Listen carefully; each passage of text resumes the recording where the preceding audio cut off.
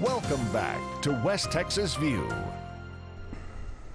Just before the break, we were talking about what is the difference between Christian counseling and counseling. And certainly we don't want to say that if you are a non-Christian, you can't come to their services. So let's get a little bit more information. I think Michael and Casey both had something to say about this.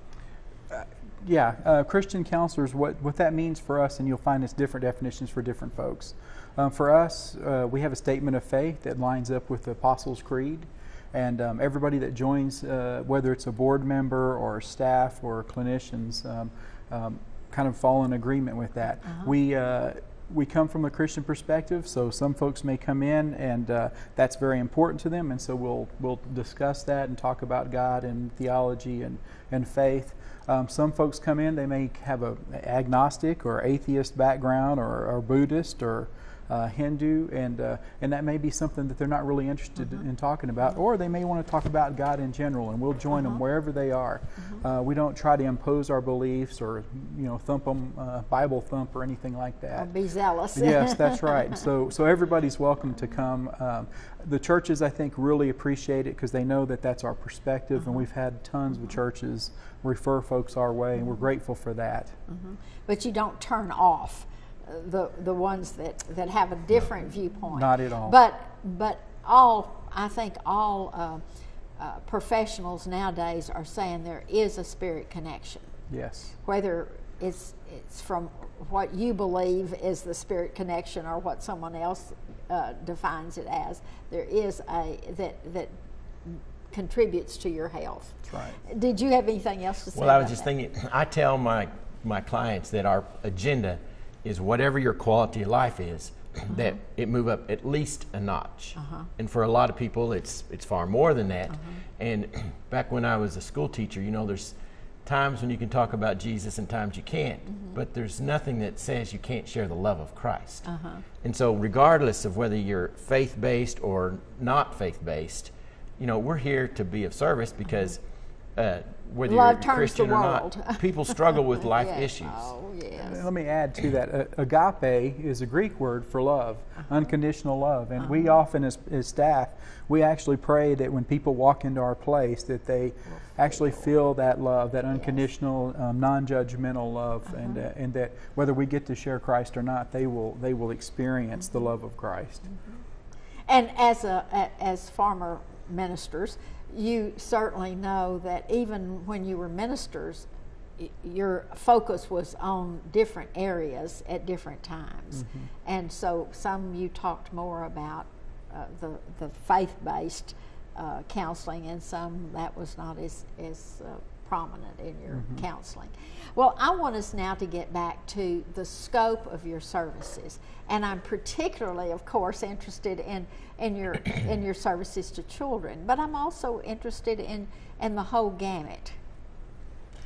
Well, I don't know how young our youngest client's been. I know I've seen as young as 5, but we probably had younger than that. Ann says 18 months. She'll go down to 18 months. 18 months. Yeah. Oh. And then clear up into 70s or 80s. And Black, white, Hispanic. I've seen millionaires and homeless people.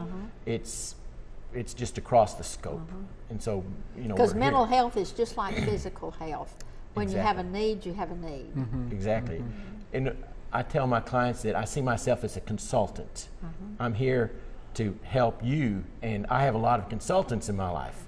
The guy I take my car to when it makes a funny noise, the person I call when my sink won't drain, and we have our areas of expertise, which is primarily human behavior, relationships, mental health issues, those kind of things. And everybody struggles with that in various forms, and there shouldn't be any hesitation in going to somebody that can help provide some perspective, or at least just talking it out sometimes gets it ordered in your thinking to where you can get a handle on it. And so there are people that benefit just from being there and talking it through. And more our clientele needs are widening because as you have caretakers earlier and earlier having to be the sandwich generation and caretaking for very chronic long-term things like Alzheimer's, that the depression that sets in. And so talk about some of your other services. I know that you have one of your counseling rooms is a play therapy area. Yeah, we do. Because that's the way that you administer and bring out the problems in children, is through play therapy. That's right. We've got a couple of people that do play therapy on our staff. And like we said, we from 18 months on up, play therapy is very non-directive. We have toys and available. Non-threatening to the little children. That's right. And a lot of it is about observation from the therapist's perspective. So especially when it comes to molestation cases or right, things like that. Yeah. Yep. And so we see what's there. We don't try to draw anything out. We kind of see what's there. We don't direct. So we've got that part, and then we do a lot of general counseling from anxiety and depression, which is pretty much, chronic across the board. We do lots of marriage counseling. We do parent-child counseling. Yep, family, lots of family counseling. So we kind of cover the whole spectrum. One of my most radical cases is I actually have worked with multiple personality people. So we cover the whole spectrum from anxiety, depression to that end. And with multiple personalities or some of the new things, so many people don't understand that, and so they don't even understand who they go to for help with that. Right. Yeah, and it's a hard one to understand. It's very interesting, but it's tough. Some people, there's something that's going on in their life and they don't know what it is and they don't know what to do about it.